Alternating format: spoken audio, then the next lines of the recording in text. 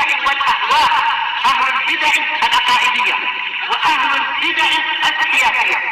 نقول بيننا وبينكم السلف، بيننا وبينكم الكتب، كان فيقول البدع بيننا وبينكم. Bismillahirrahmanirrahim. Alhamdulillah wassalatu wassalamu ala Rasulillah wa ala alihi washabbihi wa sallam. Kita meneruskan bacaan kitab Bulughul Maram yang ditulis oleh Al-Hafidz Ibnu Hajar Al-Asqalani rahimahullah taala. Disebutkan pada pertemuan terakhir masih di kitab Zakah bab sedekah atau tawud, sedekah sunnah yang menunjukkan ketaatan. Disebutkan pada pertemuan terakhir oleh beliau sebagus-bagus sedekah diantaranya adalah seseorang dalam keadaan itu butuh kemudian dia bersedekah. Juhdun mukil, dia sudah bersungguh-sungguh dalam keadaan sedikit lagi harta yang dia miliki. Maka ini adalah sebagai sebagus-bagus sedekah. Demikian juga al-yadul ulya khairun min al-yadil sufla.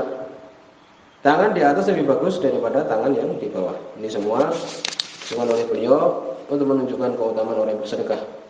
Demikian juga termasuk 7 orang yang mendapatkan naungan Allah Subhanahu wa taala. Rajulun tasaddaqa, seorang bersedekah, dengan sedekah dia sembunyikan sampai tangan kirinya tidak tahu apa yang diinfakkan oleh tangan kanannya. Demikian juga seseorang itu nanti di bawah naungan sedekah dia. Kullu mri'in fi dhilli shadaqatihi.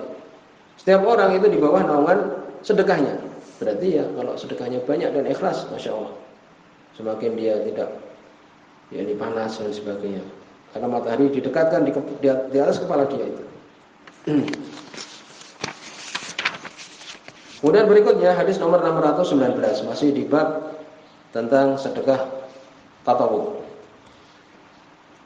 Wa an Aisyah radhiyallahu anha, dari Aisyah radhiyallahu anha, hadis muttafaqun alaih. Qalat, beliau mengatakan, qala Nabi sallallahu alaihi wasallam, berkata Nabi sallallahu alaihi wasallam, idza anfaqatil mar'atu min ta'ami baitiha, apabila seorang perempuan berinfak dari makanan rumahnya, makanan yang ada di rumahnya, ghairu mufsidah, dengan tidak merusak, ini merusak harta yang dimiliki suaminya, tidak berlebihan ya, yang buat suaminya tidak ridho, kana laha ajruha, maka untuk dia itu pahalanya, bima anfaqat, dengan apa yang dia nafkahkan, dia sedekahkan, wali zawjiha ajruhu bima iktasaba, dan untuk suaminya pahala dari apa yang dia usahakan, karena makanan itu kan dari usaha suaminya.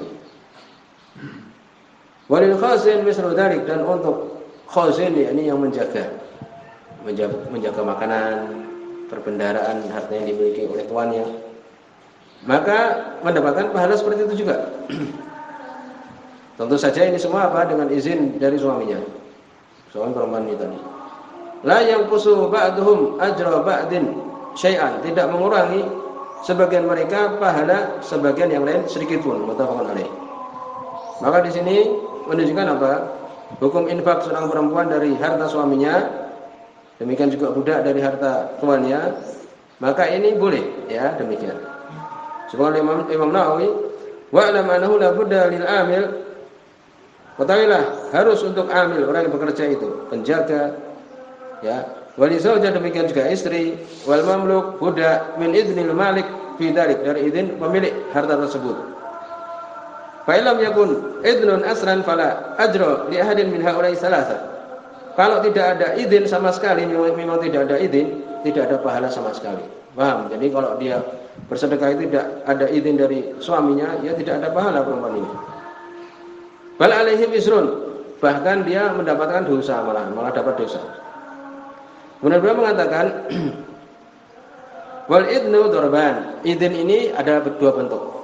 Ahaduhuma, salah satunya al idnu sharih, izin yang sharih jelas. Iya, aku izinkan untuk engkau bersedekah dengan makanan hari ini, jelas.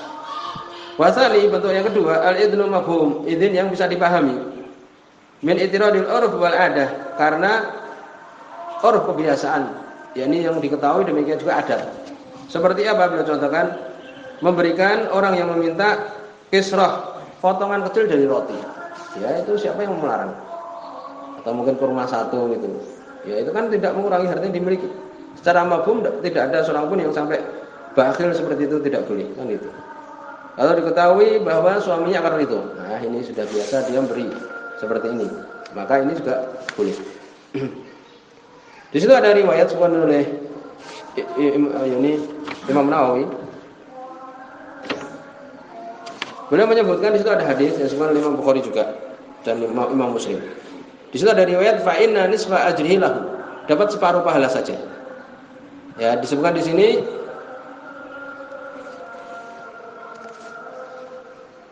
apabila apa? Min ghairi amri, tidak ada perintahnya, maka mendapatkan separuh pahala. Famanahu min ghairi amri asharih. Yani tidak ada perintah yang jelas dari suaminya itu, tidak ada perintah yang jelas. Ya. Jadi dia tidak mengizinkan secara jelas, tidak mengizinkan secara jelas bentuknya.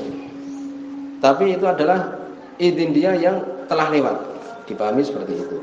Jadi riwayat yang menyebutkan dia dapat separuh pahala itu adalah izin dari suaminya ini. Jadi suaminya ya mendapatkan pahala separuh. Ya, ini apabila suaminya itu memberikan izin secara umum saja, tidak bentuk yang tertentu. Gitu. Ini izinnya secara umum saja. Maka menurut ucapan dia secara umum, ya ini aku izinkan, ini secara umum itu, kemudian disebutkan di situ dia berinfak dengan sesuatu yang tertentu, maka pahalanya separuh saja. Demikian disebutkan. Kemudian berikutnya hadis nomor 620. Hadis riwayat Imam Bukhari. Wa Nabi Sa'id Al-Khudri radhiyallahu anhu, dari sahabat Abu Sa'id Al-Khudri radhiyallahu anhu, qala, beliau mengatakan,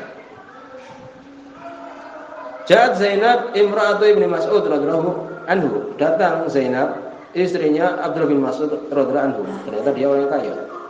Abdullah bin Mas'ud seorang yang miskin, ternyata istrinya orang yang kaya. Faqala, dia mengatakan, "Ya Rasulullah, wa Rasulullah, innaka amartal yaum bisadaqah." Sungguhnya engkau memerintahkan pada hari ini untuk bersedekah.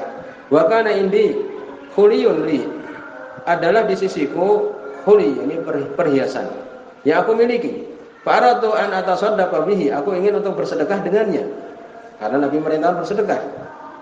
Fazama Ibnu Mas'ud menyangka annahu wa waladahu, sesungguhnya dia dan anaknya ahaku man atasaddaqu bihi alaihim, yang lebih berhak untuk aku bersedekah atasnya. Jadi Abdullah bin Mas'ud mengatakan, aku lebih pantas, demikian juga anakku ini, ya, untuk engkau berikan sedekah. Gitu. Jadi istrinya ini orang kaya, ternyata Abdullah bin Mas'ud beliau sendiri dalam badan mengatakan lebih berhak. Faqala Nabi sallallahu alaihi wasallam, maka Nabi sallallahu alaihi wasallam beliau mengatakan, "Shadaqa Ibnu Mas'ud." Benar Abdullah bin Mas'ud. So juga wa waladuka haqqu man tasaddaqti bihi alaihim. Suamimu, zaujuki berarti. Zaujuki wa waladuki. Suamimu dan anakmu lebih pantas untuk engkau bersedekah dengannya atas mereka. Rawal Bukhari, Sahih Imam Bukhari. Maka di sini disebutkan hukum sedekah untuk aqarib didahulukan. Sebutkan dalam riwayat yang lain bahwa dia mendapatkan dua pahala. Pahala menyambung tali silaturahmi dan pahala sedekah. Sebutkan dalam hadis Zainab Al-Thaqafiyah. Sebutkan Imam Bukhari dan Imam Muslim. Laha ajrun, ajrul qarabah wa ajrul sedekah. Ini dohirnya adalah sedekah apa? Sedekah tatawwu, sunnah, kan demikian. Nanti akan disebutkan juga bahwa sedekah yang wajib boleh juga. Ya, tidak ada larangan untuk perempuan ini bersedekah kepada suaminya dalam sedekah yang wajib. Allah musta'an. Dan akan datang pembahasannya. Ya, yaitu boleh. Zakat mal namanya, Allah musta'an. Ya, berarti kan gitu. Sedekah yang wajib diberikan kepada suaminya. Kemudian berikutnya hadis nomor 621. Hadis muttafaqun alaih.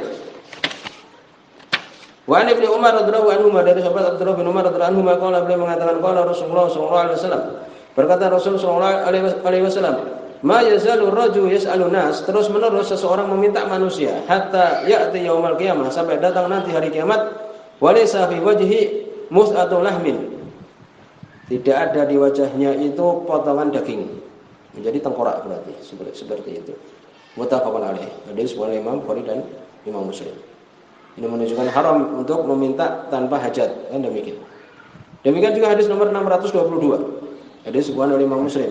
Wa Nabi Hurairah radhiyallahu anhu, dari sahabat Abu Hurairah radhiyallahu anhu, beliau mengatakan, qala Rasulullah sallallahu alaihi wasallam, man sa'ala nas amwalahum takatsuran, barang siapa meminta manusia harta mereka untuk memperbanyak diri, fa inna ma yas'alu jamran, sungguhnya dia meminta jamron. Jamr itu adalah bara api, arang itu.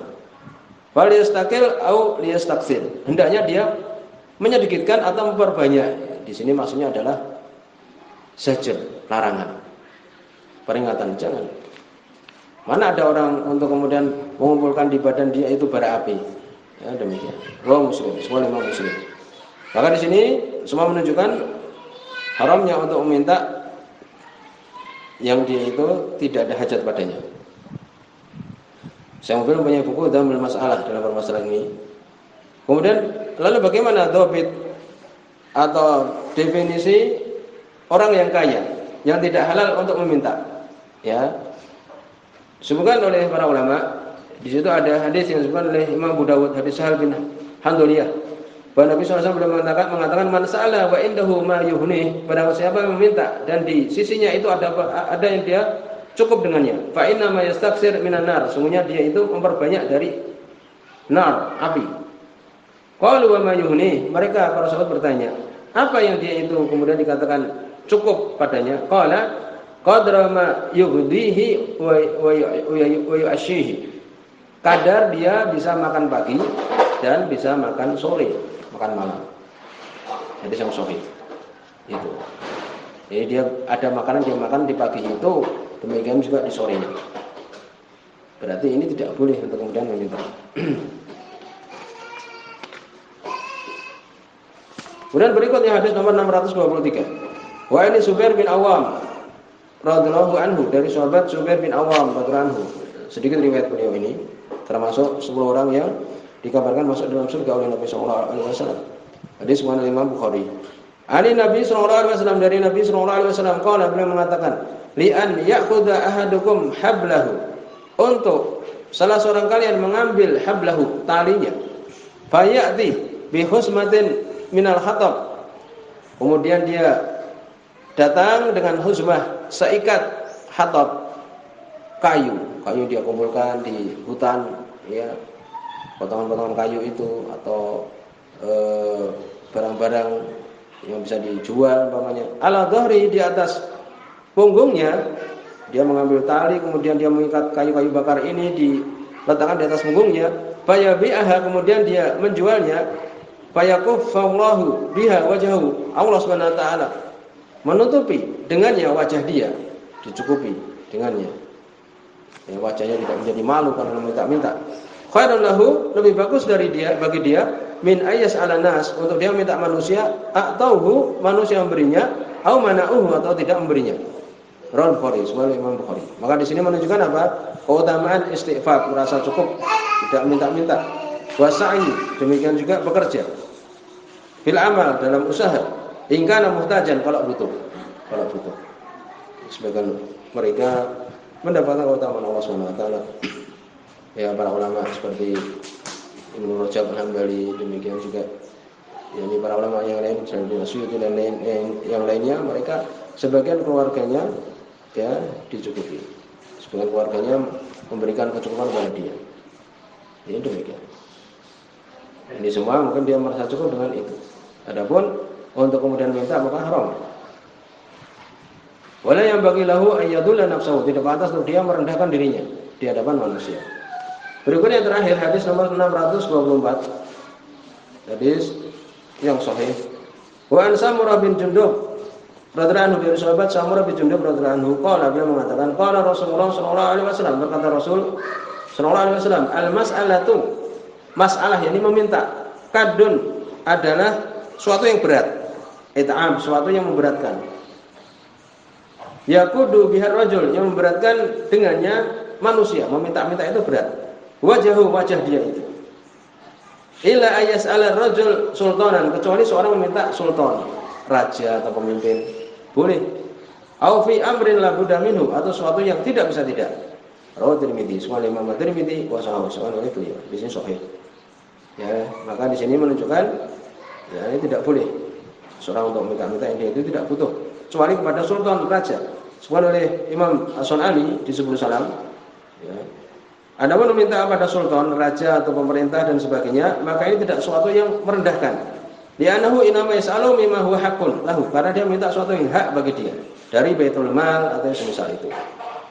Sampai di sini subhanallahumma wa bihamdika asyhadu an la ilaha illa anta astaghfiruka wa atubu ilaik.